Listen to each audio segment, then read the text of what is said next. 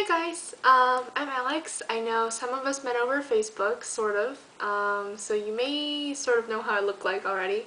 Anyways, I looked over your draft and it looks good overall. There's a couple of things I wanted to point out, but mostly it was really good, so good job guys. Alright, so the first thing I wanted to mention is your subject line. Kind of a small detail. I think the only thing here is that it's a little long. Usually with subjects, you just want to pick one or two words that really grasp the overall idea of your letter, your email, whatever it is. So here you have subject, reply to your proposition of homepage. I think something better here would just be homepage or revise homepage, something that's really quick, really short, just saying, Mr. Womack, when you see this subject, you will already know what the email's about, basically. So just by saying revise homepage, he will already know that, oh, okay, this email will be about how I need to revise the homepage. I hope that makes sense. Okay, so that was a small thing and easy to fix. I think you address Mr. Womack just fine by saying, Dear Mr. Womack, so that looks good.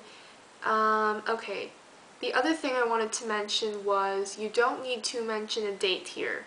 Mr. Womack might already know when he sent it. If he doesn't, it's not really important when he sent it. What matters here is that he needs to change it, right? So you could eliminate the date altogether and just say, thank you for your proposition of the website, period, instead of saying on February 25th, blah, blah, blah. We have taken a close look at your work. This sentence, we've taken a close look at your work, is true, but you don't need to state it in the email. Later on you go on to talk about what he needs to change, which you can only get after looking at his work closely. So it's sort of already implied that you looked over his work and you have some things to tell him about it, and you don't need to mention that we have taken a close look at your work. So you could eliminate that as well. Let's see.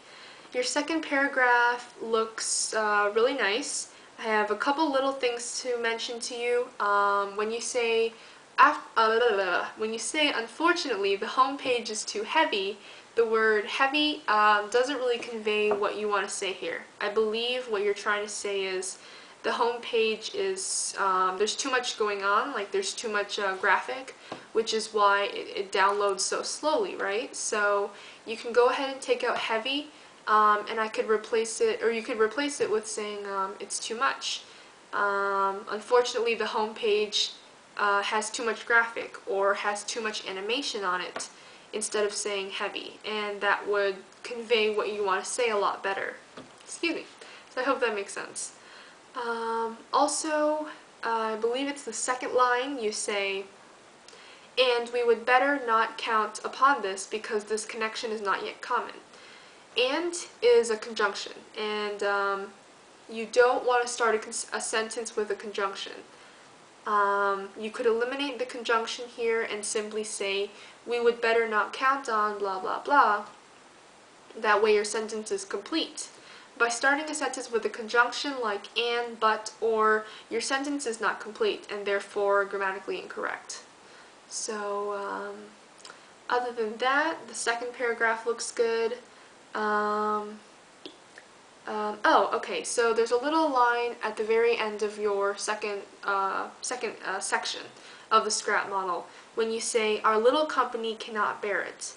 This is sort of like the part where you say, we have taken a close look at your work.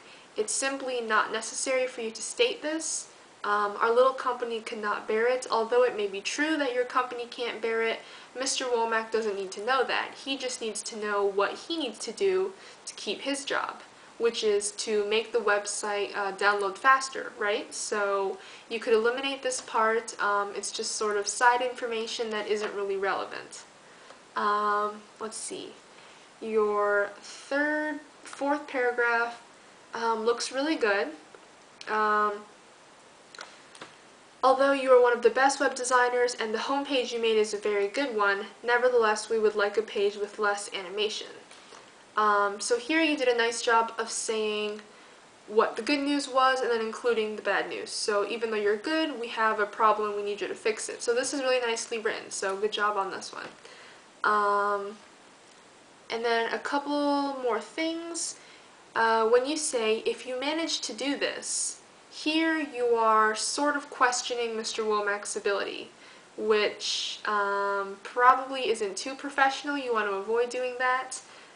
Here, in other words, you're kind of saying, if you're able to do this, then we would be happy, but if you're not, we're going to fire you, which may be true, but again, isn't very polite. So you could just eliminate this if you manage to do this, and you could just go on to saying, please send us your revised model, or if you are unable to do this, let us know. And I think that would be a much better way of putting it, instead of saying, if you manage to do this, we want to work with you more, but if you don't, we don't like you. Does that make sense? Okay. Lastly, the line that says, if you are okay with the changes and would like to make them, please let us know as soon as possible. So here, you are giving Mr. Womack a choice of whether he wants to make the changes or not. And if he doesn't want to make the changes, then that's his choice. But as his employer, you want to be giving him an order of, Mr. Womack, we need you to make these changes, or else ... So here you want to be more direct. You don't want to give Mr. Womack a choice or an option that he can make changes if he wants to. So you could rephrase this in a way that says, please let us know as soon as possible if you are able to make these changes. That way it's more of an order instead of a question. Like, if you want to do it, you can.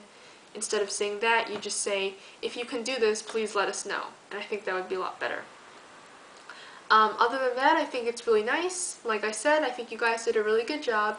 And I like the way you closed off. You said, I look forward to hearing from you, and sincerely, comma, John Doe, director. So your sign-off looks really nice. So good job, guys. Keep up the good work.